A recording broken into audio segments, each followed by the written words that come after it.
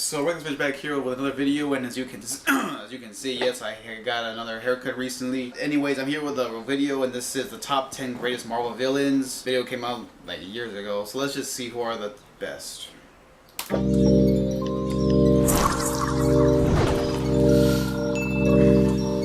Hello, my dear. They're not just bad, they're super bad. Take joy in the last few hours you have left, for he is nearly here. Welcome to WatchMojo.com, and today we'll be counting down the top 10 greatest Marvel supervillains. I'm listening. Just to be clear, our focus is not just on the fan favorites, but the characters who are iconic and most interesting and complex. Number 10, Thanos. Kicking off our list is the Infinity Gauntlet wearing Mad Titan, who viewers got a glimpse of at the very end of 2012's Avengers movie. With appearances reaching far back as 1973, this member of an ancient alien race of immortal deviants is a godlike being. What makes him especially menacing is his fascination with death. See what Thanos has wrought. That's right, Thanos doesn't want to rule the universe. He wants to make it completely lifeless in order to win over Lady Death herself. Together, we can appreciate the truest expression of my love. Annihilation of everything that is. Number 9, Venom. Alright, cool. This because I don't know if you guys know this, but there's this action figure that they still have Thanos, but they have Death right next to it. That's like one reason why I'm kind of hesitant to buy that, because I'm not like that familiar with the character, but he is cool though. But that thing kind of kills it. I don't know why.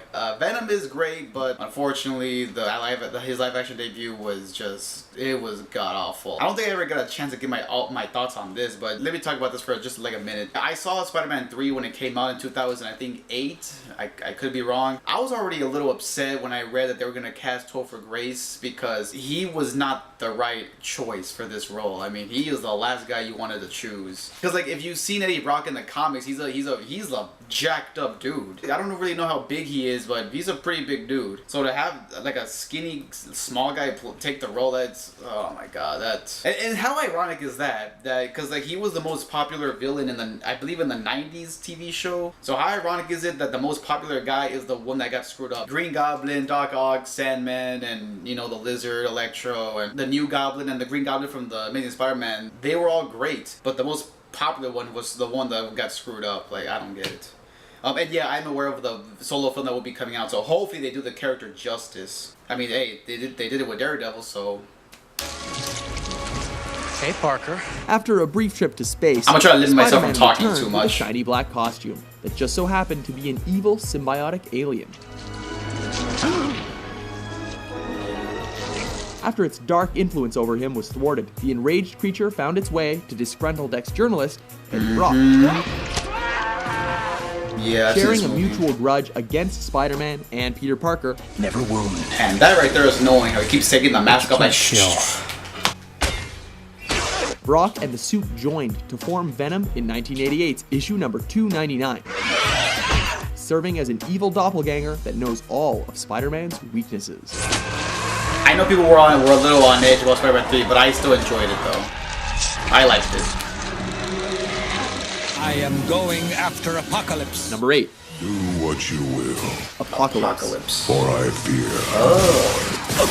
A monstrous tyrant hailing from ancient Egypt. He was oldest and most powerful decent in the mutant movie. in the X-Men universe. Nothing can stop the apocalypse. Yeah, I love this cartoon. Having used alien technology to transform and evolve himself, he possesses pretty much. I wasn't the any power first he season though. wants. For I bring the purity of oblivion to your world.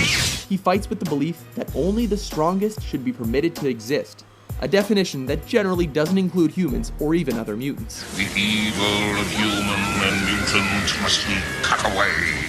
I even took the new name, Fisk, but I quickly became known as the Kingpin.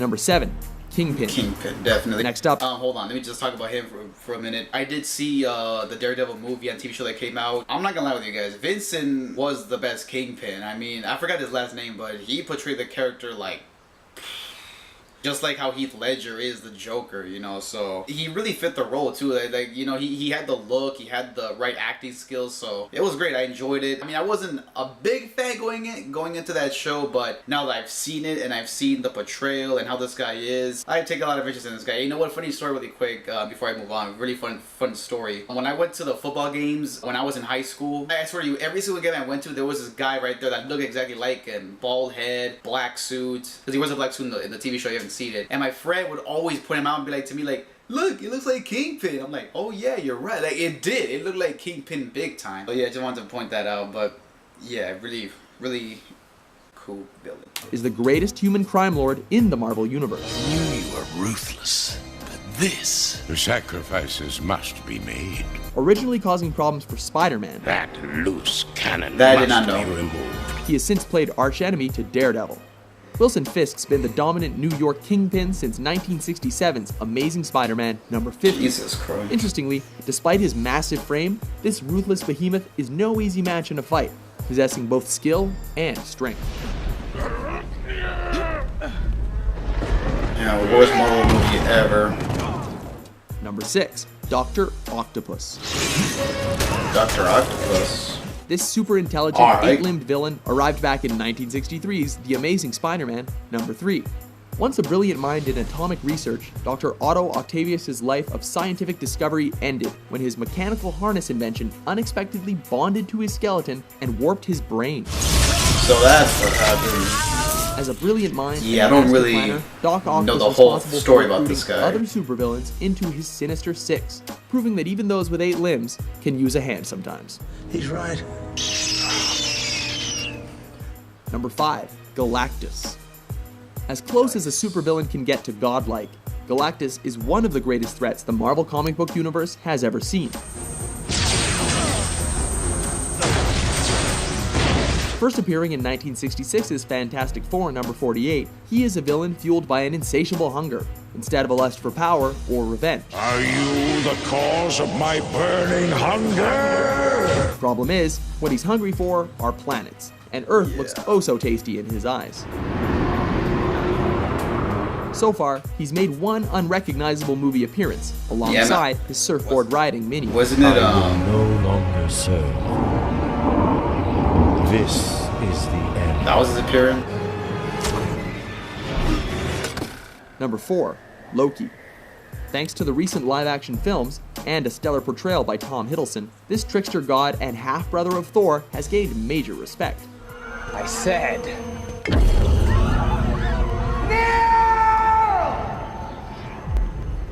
The primary foe of Thor and the Avengers, he's actually been causing trouble since back in 1962.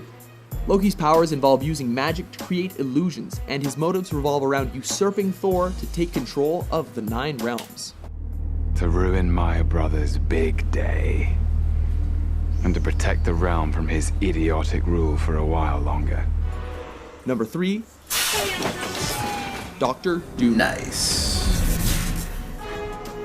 Arriving in 1962's Fantastic Four number 5, Victor Von Doom is the archenemy of the titular team. After all, we're both doctors. Man, the new version makes this version look a lot better.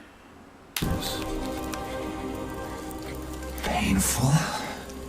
You don't know the meaning of the word. With a goal of world domination, he's managed to run into various Marvel heroes. Yeah.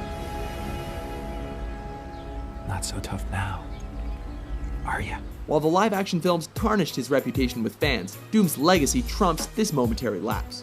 Considered the smartest villain in the Marvel Universe and Stan Lee's personal favorite, his mastery of science and magic make him the poster boy for calculated evil. Interesting.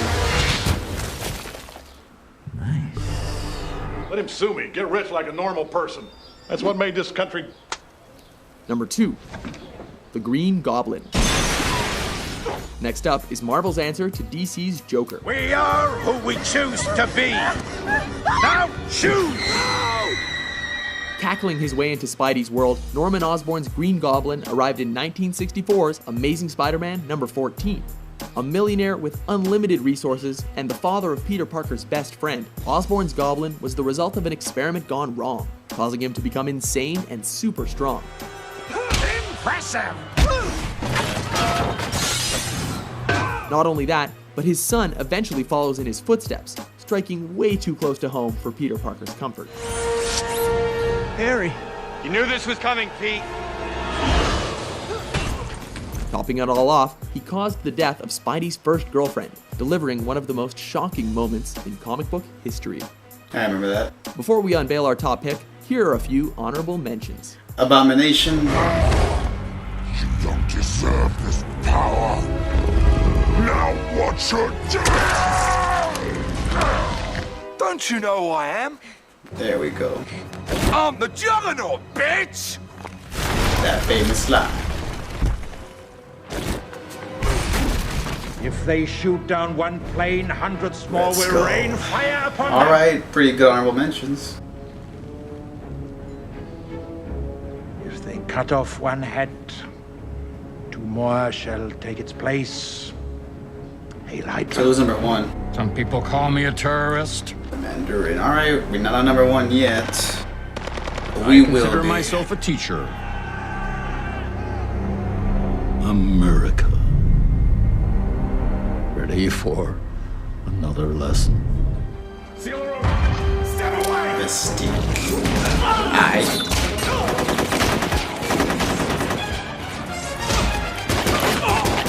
Are you gonna show when she flips them off? Well, who the hell? Eric, I believe. Magneto? I prefer Magneto. Number 1, Yeah. Magneto. Taking the top spot is the ex-best friend to Charles Xavier, who's vying for mutant supremacy. We are the future, Charles, not them. They no longer matter. A complex and dynamic villain, the helmet-wearing Magneto leads the Brotherhood of Evil Mutants. You Homo sapiens and your guns. Regularly coming head-on with the X-Men, who hope for species coexistence. A Holocaust survivor who has seen the effects of prejudice and segregation firsthand. The Master of Magnetism has been Marvel's point man for intolerance since 1963's Uncanny X-Men number 1. I've been at the mercy of men just following orders. Never again. Well, there you have it. I think there were some that they didn't really fit in their list, but you know what, it's fine. I don't really know who I would say is the best. I mean, that's kind of hard. Nor can I even tell who is my favorite, but I agree with the list. I mean, like I said, they left out a few of them, but it's all good though. Let me know who do you guys think should who do you think they missed? What do you guys like? Who is your favorite? And thank you for a couple of more reaction videos, guys. I'll have a few more later on. And I'll have I'll have my thoughts on a certain movie that'll be coming out supposedly. I mean, I read that that it's already been confirmed, so get my thoughts on that. But I hope you guys enjoyed this video, guys. So be sure to click that notification button. Make sure you like, comment, subscribe. Till then, REKLEZ Rich signing out.